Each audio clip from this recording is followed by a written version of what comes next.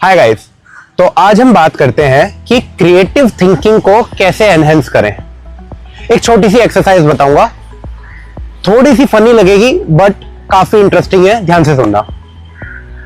मैं जब अपने स्टूडेंट्स को क्रिएटिव थिंकिंग के बारे में पढ़ाता था तो मैं इस एक्सरसाइज को परफॉर्म करता था। इसमें मैं एक बहुत ही अनयूजुअल सा क्वेश्चन उनके सामने रखता था और उनसे मैं कहता था कि इसके अनयूजुअल पॉसिबिलिटीज बताओ।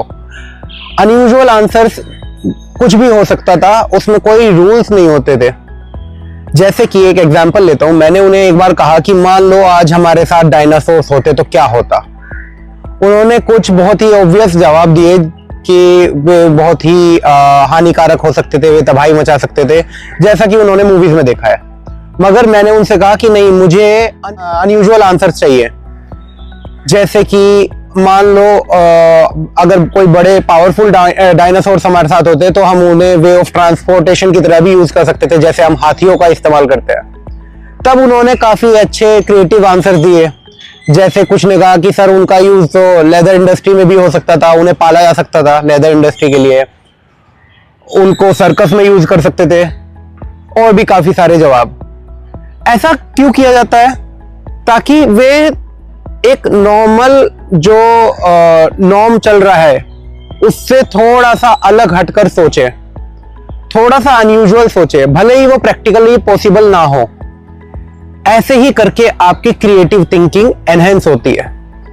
तो आप अलग सोचिए, थोड़ा सा हटकर सोचिए, तभी आप क्रिएटिव सोच पाएंगे। इसी चीज को लेटरल थिंकिंग भी कहा जाता है प्रोफेशनल वर्ल्ड में।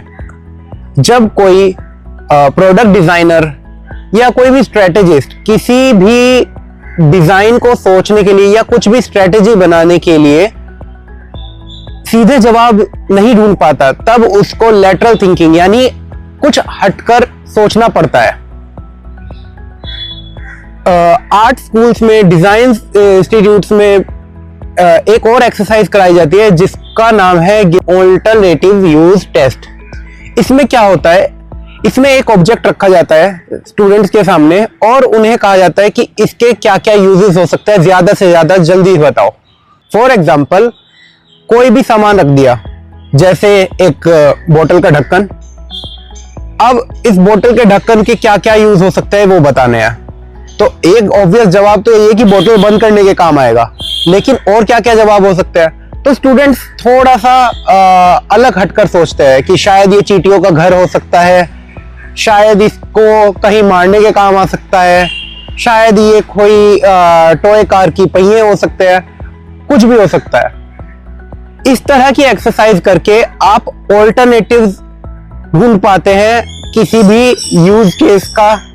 आप किसी भी चीज को अलग अलग तरह से यूज करने के तरीके सोच पाते हैं। इसी तरह से आप इनोवेशंस कर पाते हैं, क्योंकि इनोवेशन तब तक नहीं हो सकता जब तक आप कुछ हटकर ना सोचें। अगर आप सीधे सीधे तरीके से सोचते रहेंगे तो चीजें कभी बदलेगी ही नहीं। इसी तरह हमारा इवोल्यूशन हुआ, अगर हम वो ना कर पाते तो हमारा इवोल्यूशन नहीं होता। तो इनोवेशन से ही इवोल्यूशन हुआ, और इनोवेशन हुआ लेटरल थिंकिंग की वजह से। तो इसलिए इंपॉर्टेंट है लेटरल थिंकिंग। आई होप आपको ये वीडियो अच्छी लगी होगी। आपके लिए एक छोटा सा टास्क, कमेंट सेक्शन में बताइए कि एक सिंपल स्पून, एक स्टेनलेस स्टील की चम्मच के क्या क्या यूज हो सकते हैं। Thank you.